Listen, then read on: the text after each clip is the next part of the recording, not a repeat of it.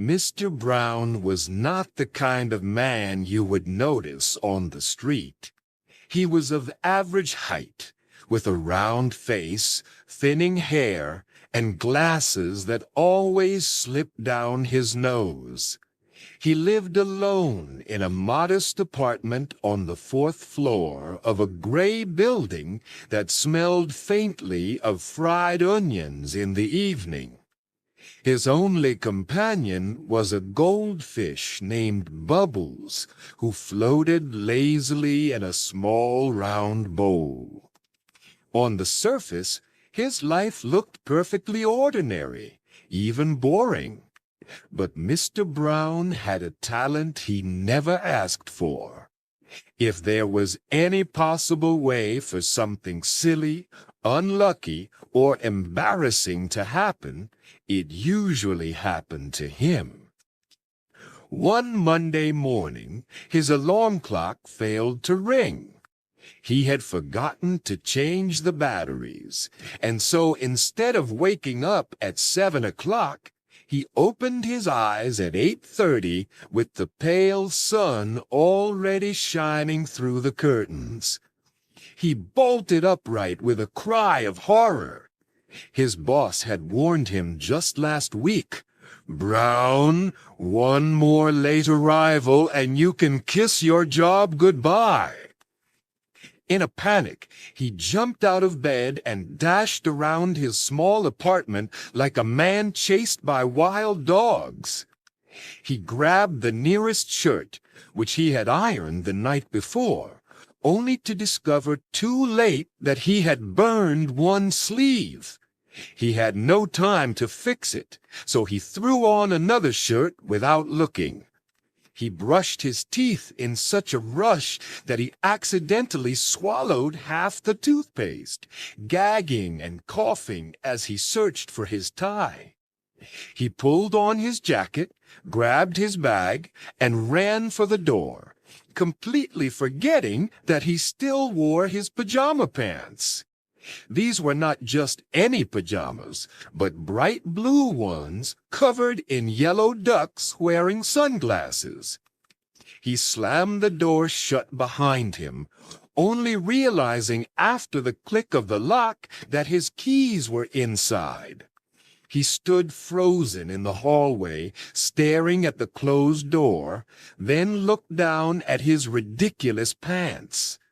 His neighbor, Mrs. Green, came out onto her balcony at that exact moment. "Good morning, Mr. Brown," she called cheerfully. "Lovely choice of trousers today. Are you starting a new fashion?"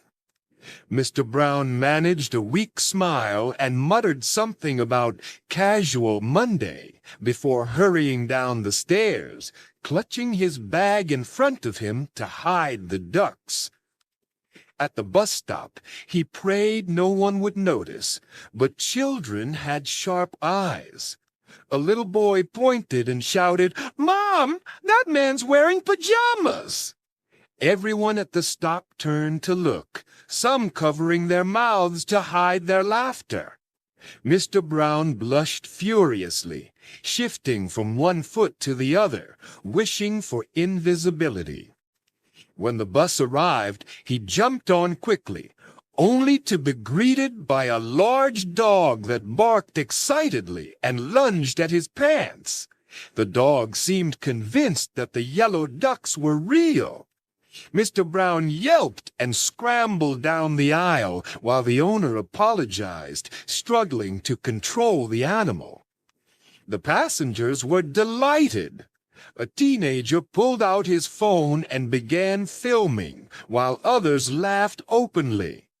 Mr. Brown sank into a seat near the back, holding his bag tightly across his knees.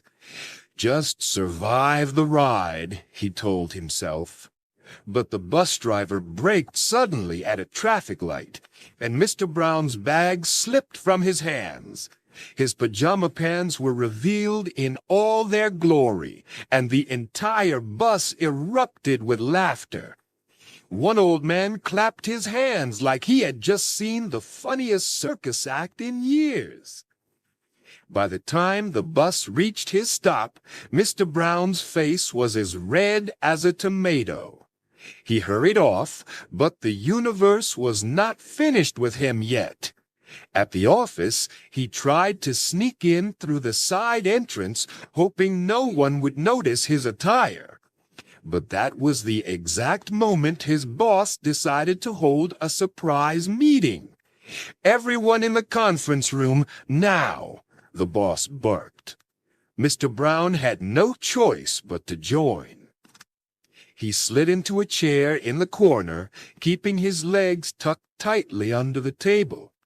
For a few minutes he thought he was safe, but when he stood to pour himself some coffee, his boss spotted the pants and froze. "Mr. Brown, is today Pajama Day? And did I miss the announcement?" The room exploded with laughter. Mr. Brown, red-faced, stammered, It's laundry day, sir." His excuse only made things worse. The morning dragged on painfully. While making copies of a report, he accidentally pressed the wrong button on the printer. Instead of his work file, the machine broadcast his grocery list to every computer in the office. Within seconds, colleagues were laughing at the message flashing across their screens. Milk, bread, eggs, toilet paper, and 3 chocolate cakes. Sarah, from accounting, leaned over and teased, "3 cakes, Mr. Brown? That's a serious diet plan." He groaned and covered his face. At lunchtime, determined to escape humiliation, he went to a cafe across the street. He ordered a simple chicken sandwich, but the waiter misunderstood and brought him one filled with chili peppers. Hungry and distracted, Mr. Brown took a huge bite. Fire exploded in his mouth. His eyes watered, his nose ran, and he gasped like a dragon trying to breathe. Desperate, he grabbed the nearest drink, a stranger's water bottle on the next table, and gulped it down. "Hey, that's mine," the man shouted, while Mr. Brown coughed and wheezed. "Sorry."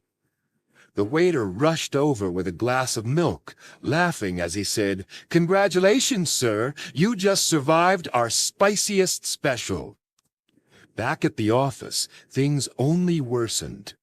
During an important meeting with clients, Mr. Brown tried to impress them with a confident handshake. But as he stepped forward, he tripped on the edge of the carpet and spilled an entire cup of hot coffee onto the client's papers. The man leapt up with a furious cry, "My documents!"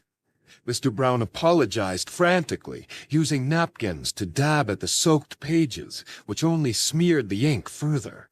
His boss glared at him with a face like thunder, and Mr. Brown wished he could crawl under the table and never come out.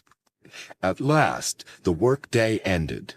Mr. Brown sighed with relief as he headed for the elevator. But when he stepped inside with 4 other people, the elevator shuddered to a stop between floors. For 20 long minutes, they were trapped. One man sneezed non-stop. A woman began singing loudly to calm her nerves, and Mr. Brown, trying to lighten the mood, told a joke about ducks, forgetting that everyone had already noticed his pants earlier. His attempt fell flat, and a small girl looked up at him seriously and said, "You're not funny at all." When the elevator finally moved again, everyone rushed out as if escaping a prison. Mr. Brown trudged outside, only to find rain pouring down in sheets. With no umbrella, he used his bag to cover his head. Unfortunately, the bag was open, and his important papers flew out like startled pigeons. He chased them through puddles, into bushes, and even onto the windshield of a passing taxi. One sheet landed on a hot dog stand, where the vendor handed it back with mustard stains. "Here you go, buddy. Paper with extra flavor." Soaked and miserable, Mr. Brown stopped at the supermarket on his way home. He only wanted milk and bread, but chaos found him again.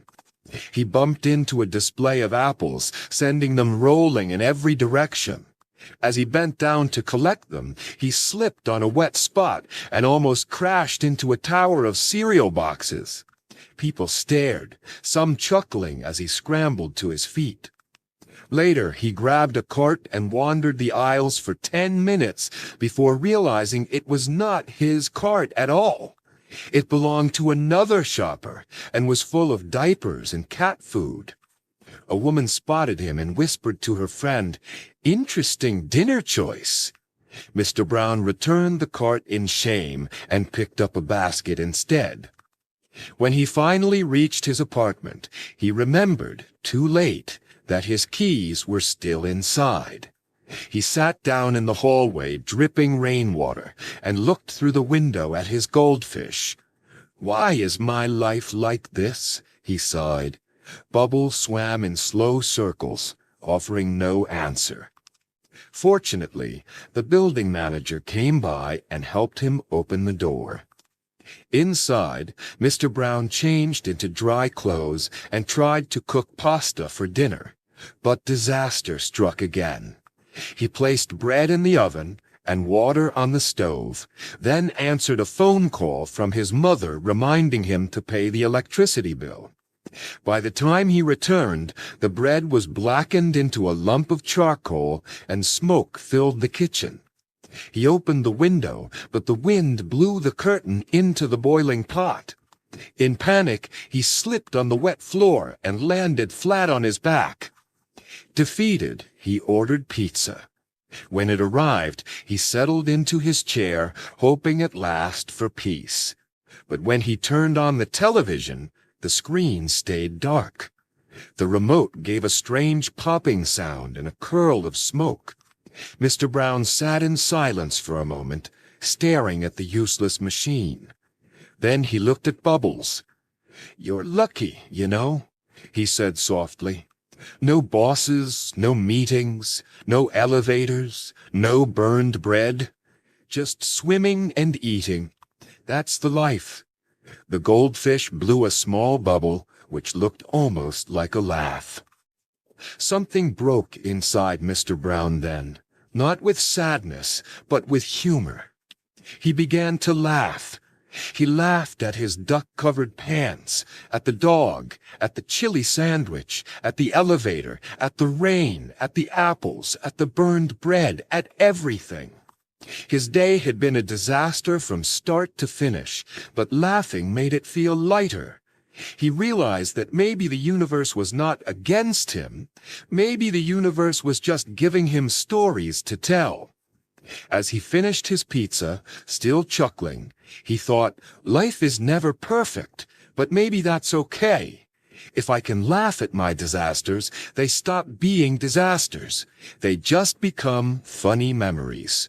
And with that, Mr. Brown patted his round stomach, fed Bubbles a few flakes, and turned off the light. Tomorrow would surely bring new troubles, but he felt ready. Because if every day was an episode in a comedy show, at least his life would never be boring. Thanks for watching. Take action today, not tomorrow. Press subscribe. And let's keep learning together. You're doing great. See you in the next one. Stay strong.